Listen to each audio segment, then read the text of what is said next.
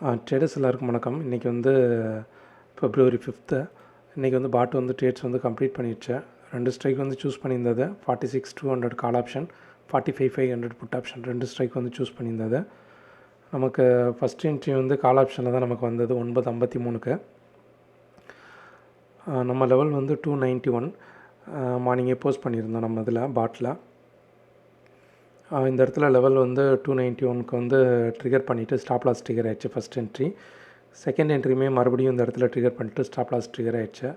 2 entries வந்து கால் ஆப்ஷனில் வந்து ஃபெயிலியர் ஆகிடுச்சு. மூணாவது என்ட்ரி வந்து நமக்கு புட் ஆப்ஷனில் தான் வந்தது.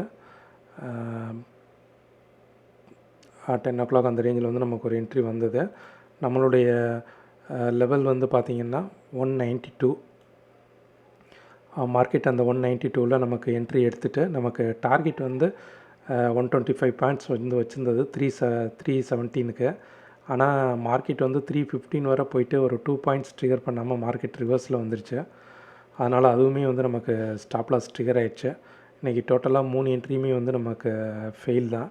2 பாயிண்ட்ஸில் இங்கே நமக்கு மிஸ் ஆகிடுச்சு டார்கெட்டு.